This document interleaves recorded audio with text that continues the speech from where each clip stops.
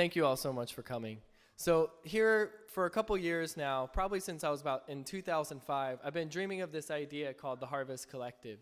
And its first iteration in my mind was simply a bunch of my friends coming together to play music, right? So we got that down, right? We got a bunch of friends together to play music. And forever, music and arts are hopefully, going to be ingrained in this movement of the Harvest Collective. Now, it's more recently become clear that this idea of the Harvest Collective that came, in 2005 to me actually does have a very tangible, on-the-ground motive that relates directly to the words Harvest Collective.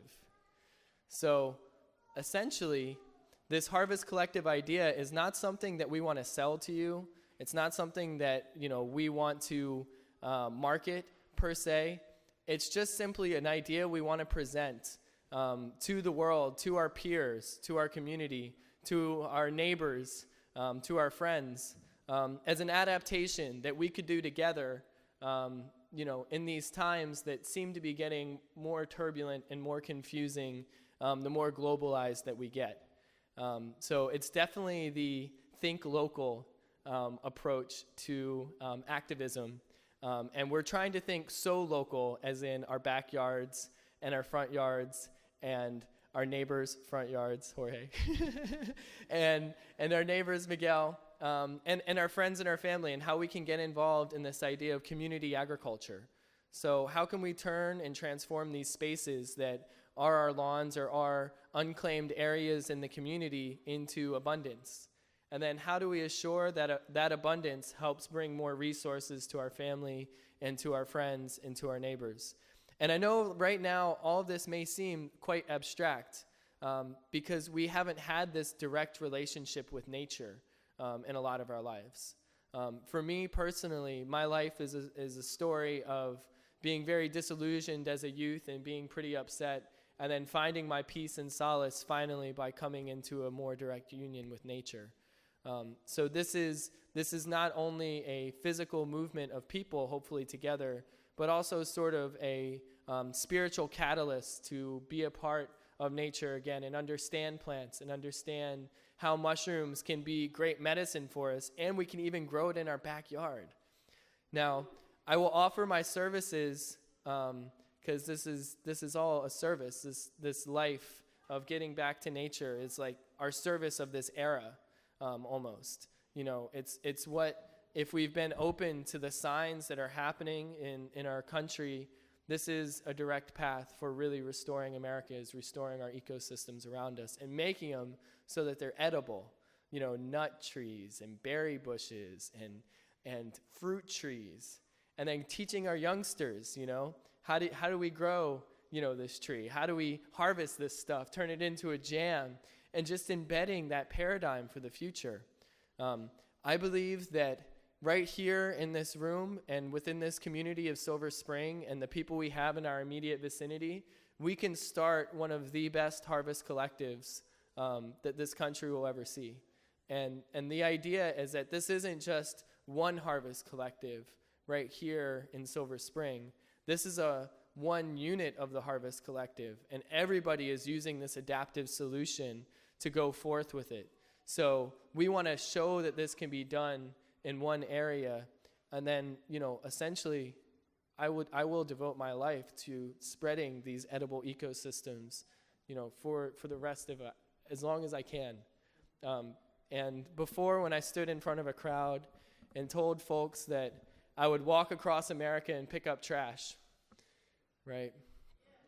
This feat, and people in front of me were saying, do you know what you're getting into, kid? Like, are you serious? Are you really going to walk across America and pick up trash? And, it took 3 years. So we thought it was going to take 1.5 years, but it took 3 years. And so,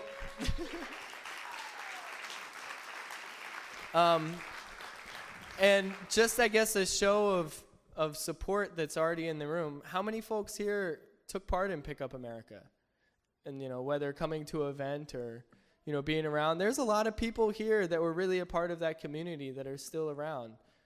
So this is something that we're really, building on as community. So my challenge that I'm presenting to myself and to you all is that Pick Up America, I said, look what I can do. I can walk across America and pick up trash. Big whoop, right? I did something. It was fun, right? Well, what can we do? That's the challenge.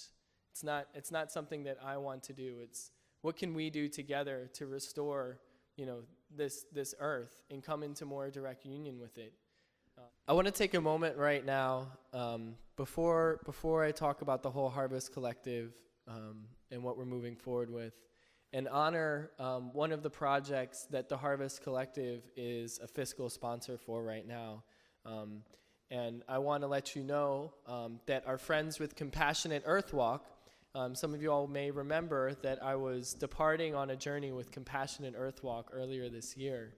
And the folks with Compassionate Earth Walk are doing well, and they're traveling through Nebraska right now. They have about 2.5 more weeks until they reach their destination in Steel City. And they have been walking all the way from the beginning of the Keystone XL pipeline to halfway down in Nebraska. And along the way, holding meditation and holding circle for that healing space for the earth to regenerate. So this was a project that was very motivated by the destruction at present and what this Keystone XL pipeline actually means for the future of humanity on planet Earth, which is not very good.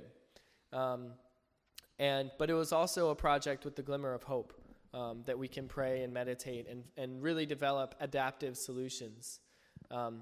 Now, what's going on right now in the world, right? So we got this Keystone XL pipeline, and you want to know what's going on in the world right now is that the House Republicans, led by John Boehner, and I really don't like to talk politics, but we need to get perspective on what's going on in the world right now. We can't keep our heads in the sand about this. He says, I will shut down the government if you do not build the Keystone XL pipeline and if you don't defund Obamacare forever. He's ready to shut down the government in the beginning of October, and then after that, the United States has to vote whether they would raise their debt ceiling so that they can, take on more debt so they can repay their old debts, right? So what this means is we're potentially looking at a government shutdown for a little while, them defaulting on their debts thereafter, and what does the global economic market have to offer us after that? I really don't like to be grim. I don't think it's fair that we have to be grim. I'm going to be honest. We didn't choose to live life in industrial systems. We were born into it. Now, the challenge that folks like us have with a rising consciousness and with a real hope for the future is whether we pass this industrial civilization on to our children as what we say is the best way to live on planet Earth. Now, I'm not going to sit here and say that, sure, the Harvest Collective is going to stop industrial civilization. No, that's not at all what I'm saying. What I want to present is an adaptive solution so that our generations down the line have greater options to transition out of this system. I'm not sure how it's all going to go down, but I do know that if we've got a bunch of nut trees, if we've got a bunch of fruit trees around, if we have a direct relationship with nature, we're all just going to be happier and healthier. It's that easy. It's that simple.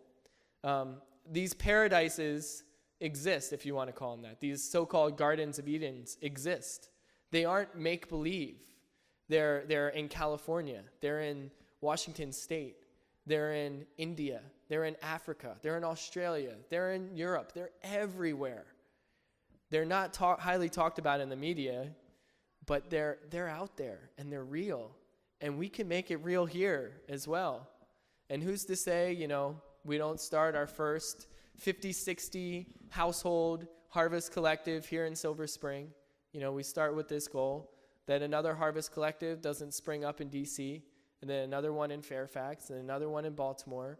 And the way that this whole thing works business-wise, so I will play this out for you. We have a nonprofit called the Harvest Collective. I am sitting here on behalf of the nonprofit, the Harvest Collective. What the Harvest Collective's goal and mission is to advocate for the creation of community-supported agriculture and direct democracy between that sharing. So we are actually not the organization that will be, looking after this community agriculture. Granted, of course, I will be involved in this, but I propose that we would create our own corporation and incorporate as a community to then share ownership of that. Because really, this is a for-profit. It's not for-profit, but it's something you can hold shares in. But instead of getting money back in the end, you get fruit trees in your yard. You get nut trees in your neighbor's yard. And I will sit here and advocate, for the Harvest Collective, that we can do this all over the country, that we can do this here in Silver Spring. And what we'd like to do with volunteers is just get as many young people involved as possible. I'd love to get a program where if you volunteer for 3 hours building a garden, you can get a basketball. You can get a soccer ball. If you volunteer for 5 hours, you can get a backpack. So on and so forth. So that the kids have a reason to get out there, and everything we give them encourages them to go outdoors more. Encourages them to participate in these gardens and these ideas. From there on out, we could develop our system of how we share the harvest. And I honestly don't want to sit up here right now and speculate how we share the harvest.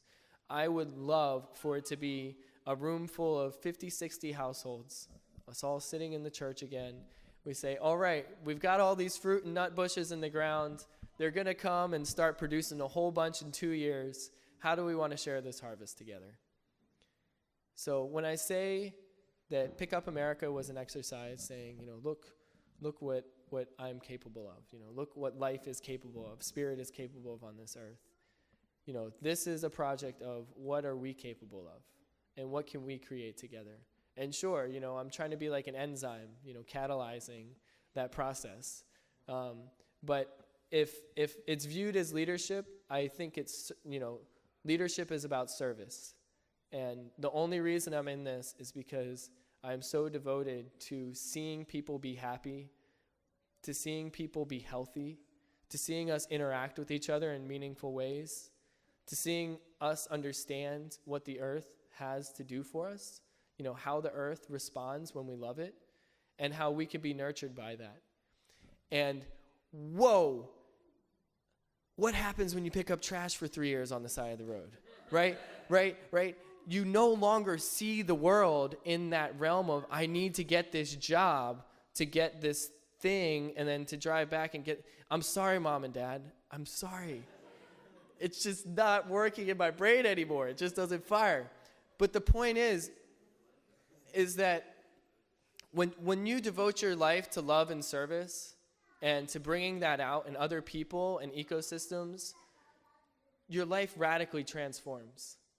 It's like the most addictive feeling ever because you're really doing something positive on the planet. And you want to see that happen more and more and more and more and more and more and more and more. And so to not see that direct tangible result from my work day by day, even if it was just a bag of trash on the side of the road, it just doesn't mean as much. What I call this and what I hope to expand on is compassionate earthwork. And I consider my religion, if I were to say that, or my spirituality, to be compassionate earthwork.